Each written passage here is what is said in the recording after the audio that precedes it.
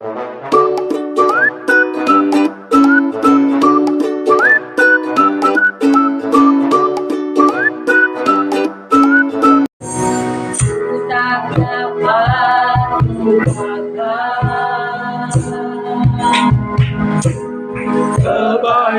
yang ku terima, amin.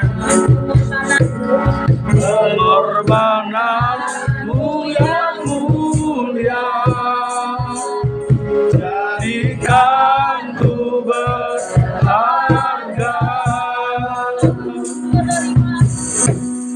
Kau tulus menerima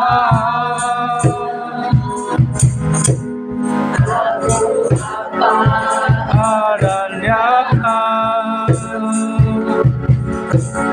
kekuatan kasih-Mu nyata, pemulihan hidup.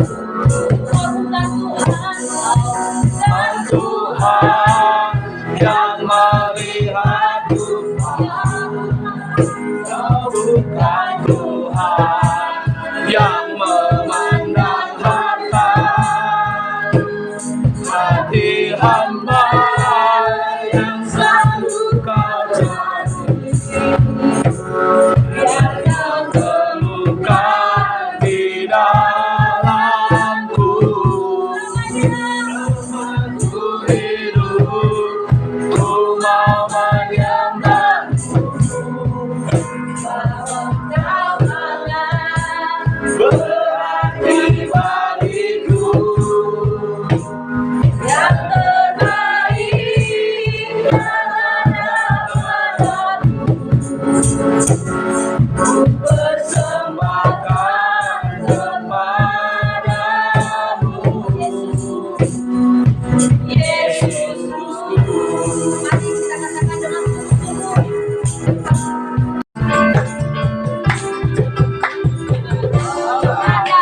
Di dalamku ku kan menari dan tidak menari.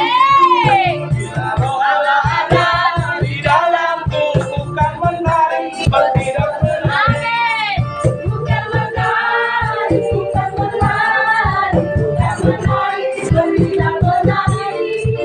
Bukan menari, bukan menari, bukan menari dan tidak menari.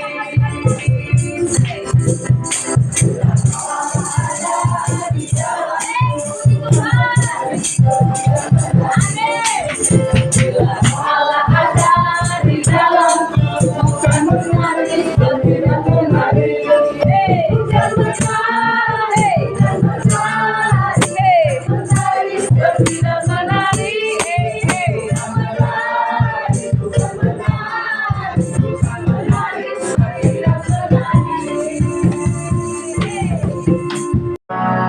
Tak sekalipun Tuhan tak lelah tepati janji yang difirmankannya. Tak sekalipun Tuhan tak gagal genapi semua yang dirancangkannya.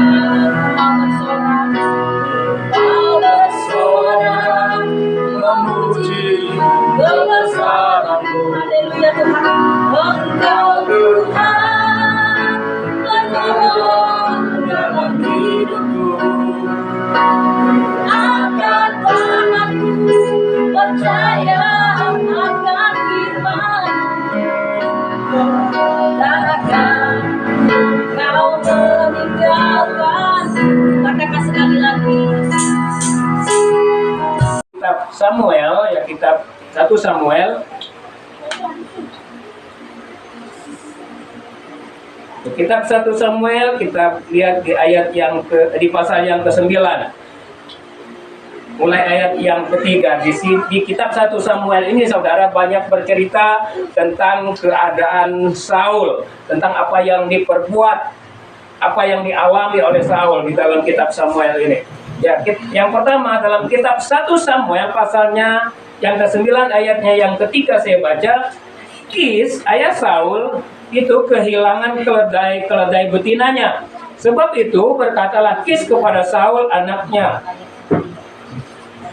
ambillah salah seorang bujang, bersiaplah dan pergilah mencari keledai itu. Dari ayat ini Bapak Ibu Saudara, saya bikin satu kesimpulan bahwa Saul adalah seorang yang tidak mandiri.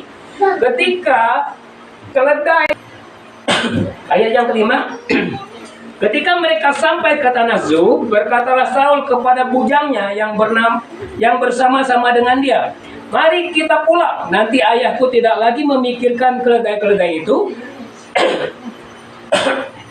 tetapi khawatir mengenai kita. Hal yang kedua, saudara, Saul memiliki sifat tidak bertanggung jawab dan suka berdalih. Kalau waktu kita belajar tentang dalam ayat yang ke-18 dan ayat yang ke-19,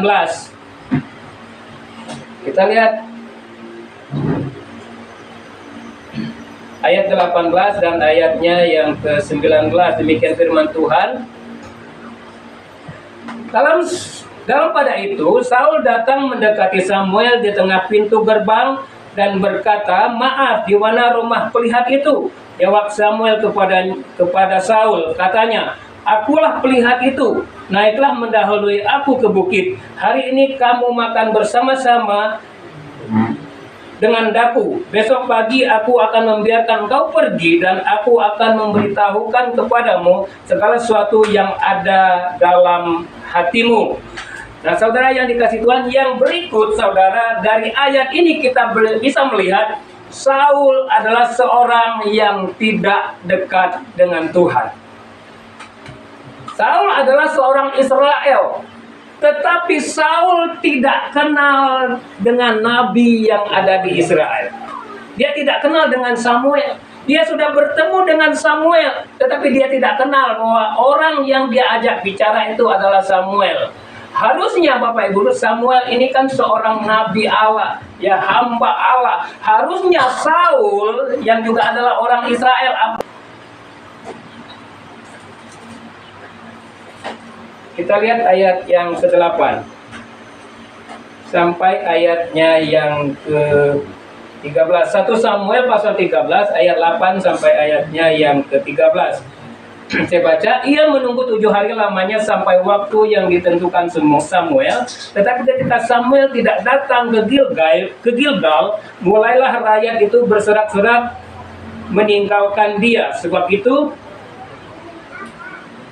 Saul berkata, bawalah kepadaku korban bakaran dan korban keselamatan itu. Lalu ia mempersembahkan korban bakaran. Baru saja ia habis mempersembahkan korban bakaran, maka tampaklah Samuel datang. Saul pergi menyongsongnya untuk memberi salam kepadanya. Tetapi kata Samuel, apa yang telah kau perbuat? Jawab Saul, karena aku melihat rakyat itu berserak-serak meninggalkan aku, dan engkau tidak datang padaku.